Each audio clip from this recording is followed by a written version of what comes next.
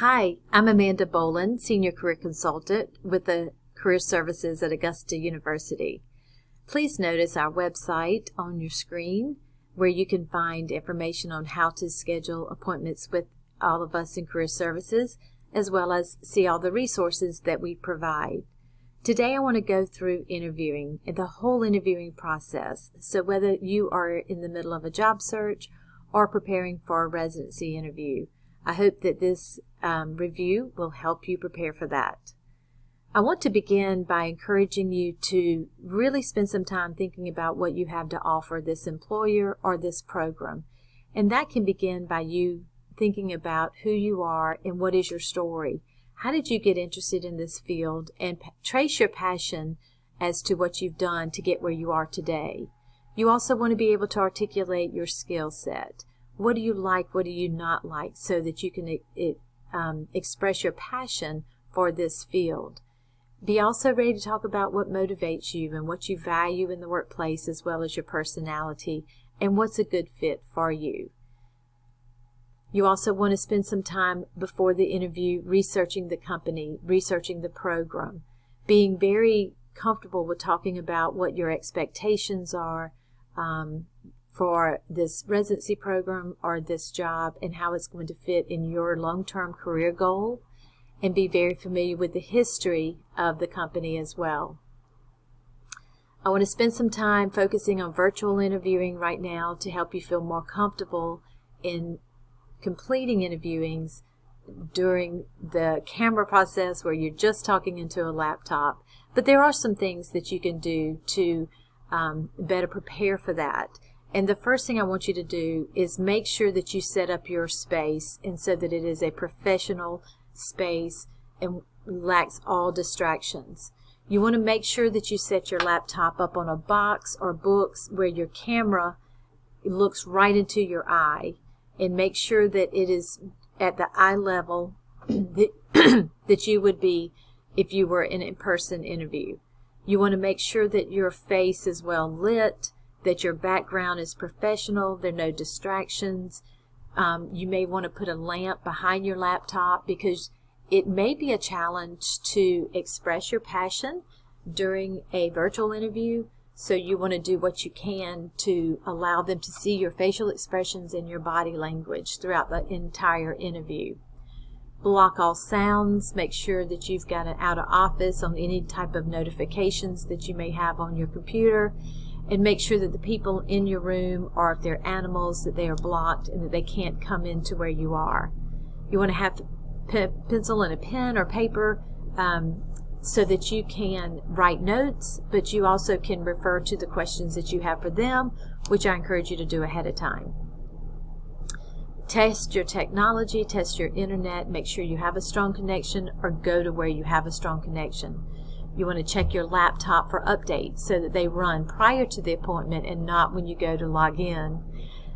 One of the key tips that I have used and found helpful is to download the app for whatever program you're using. So whether that is a WebEx or Teams or Skype, go ahead and download the mobile device, because if for whatever reason your laptop crashes or you lose a connection, it is a great backup plan to have that mobile app there so that you can dial back and continue the interview. You want to monitor your body language because they will be watching you to see how you do react if anything happens. And a lot of our communication is transpired through our body language. So you want to make sure that you're sitting up tall, you're looking directly into the camera, and that your body language is saying that you're confident and that you're prepared. And the way to do that is just to continue to practice. If you need to reserve a room in the library on campus, you can call or check out the website to see if that's an option.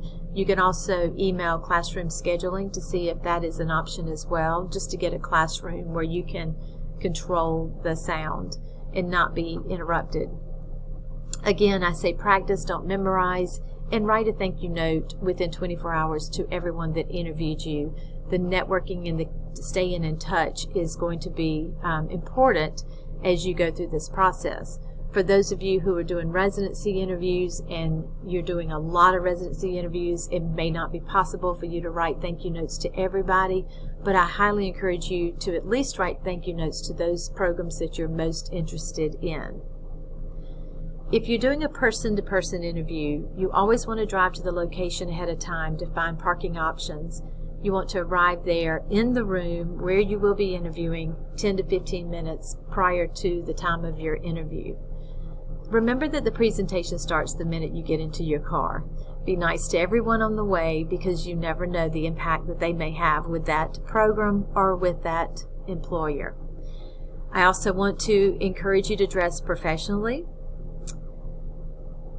That means a suit. So whether you're wearing pants or a skirt, that would mean wearing a blazer that matches. And we suggest that you use navy, gray, or black, but a darker color suit is considered to be more professional. You want to make sure that you're coordinating your shirt, your tie, your blouse with the color. But the things to be aware of is wearing anything that's distraction, that is a distraction. So make sure your hair is out of your face. You're not wearing dangly earrings or jewelry that makes noise or a tie that's too bright. Just keep it simple and make sure that your legs are covered. So if you're wearing a skirt, you want to wear hose.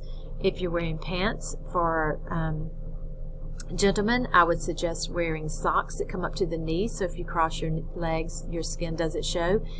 And for women who choose to wear pants, I would wear knee highs. And maybe flats, but make sure you wear closed-toe shoes. And if you wear a skirt, we suggest that you wear a shoe with a heel. We can talk for hours on what to wear, so if you have any questions, please email me or schedule that one-on-one virtual meeting. I want to cover two types of questions that you may be asked in the interview. And the first one is the informational questions. And those are those questions that they ask to get to know a little bit more about you, who you are, your characteristics, your skill set. And it gives you the opportunity to tell stories that show more about where you developed these skills. And so these may include, tell me about yourself, which we talked about. What are your strengths and weaknesses? Why should I hire you? And where do you see yourself in 5 to 10, 15 years? So when you go to strengths, I want to encourage you to have about 3 ready and tell a little story of the time that you developed that strength. And with weaknesses, I want you to have 1 or 2 ready and then be able to tell me what you're doing to overcome that weakness.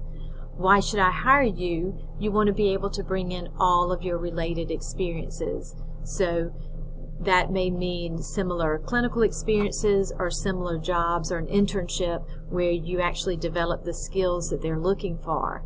You also want to include a review of your skills, especially if they haven't asked you about your strengths. And then I love it when students end that question on a passionate note that can sometimes tie back into how you got started in this career in the first place, but you always want to let them know that you want to work for them or you want to get into this program in order to accomplish your professional goals. Which ties into our last question here, and that is, where do you see yourself? You just always want to have a plan, and it could just be that you want to be the best that you can be at that point, but you want to let them know that you've thought that through. The next type of question you're going to get on an interview are behavioral questions, and this is when they say, tell me about a time when. So you want to make sure that you think of the acronym STAR. S is for situation, T is for task, A is for action, and R is for result. This will drive you to going to a specific time when this happened. And typically employers will ask, tell me about a time when you were under a lot of stress and how did you get through it? You were faced with conflict with someone in authority over you and how did you get through that? Or tell me about a time when you faced an ethical dilemma. Or tell me about a time when you went above and beyond in taking care of a customer or a patient. So always go to a specific time when this happened and tell the story of how you went through that process. But don't forget to tell me the results. Sometimes these stories have beautiful endings when you tell me the results, but a lot of people tend to forget to tell me what happened in the end. So I want to encourage you to use STAR so that doesn't happen. Always have questions for the interviewer, This does show your interest, but it also shows that you're interviewing them and you have truly a desire to understand more about their company, more about the culture of the program, or whatever it is that you're asking. But you can have these prepared and written down and refer to them during your interview. You also want to be aware that people do sometimes ask illegal questions, and you've got to have a plan as to what you do about that. They also may be asking questions while they're walking you back to the interview room that maybe their intention isn't to ask an illegal question, but they could be asking about family in the area or something like that. So you always want to kind of be aware and watch how you answer those questions. Make sure that you are aware that 80% of your interview of communication is your body language. And so whether this is a virtual interview or an in-person interview, you always want to make sure that you're coming across as a confident person, you have good eye contact, and you are able to communicate a positive image and a confident image. Think about ahead of time, if you're doing a person-to-person interview, what some options are for handshakes. I just don't see us going back to that anytime soon, so I think you need to follow the interviewer's lead, but also have some plans, and so you're not deciding what to do in the last minute. I want to encourage you to be aware of what they are looking for as far as what to bring on that interview. It's going to be different for everybody, but definitely leave your cell phone in the car. Don't bring children and don't bring parents. And unfortunately, I've had to add that because I've heard of those situations where that happens.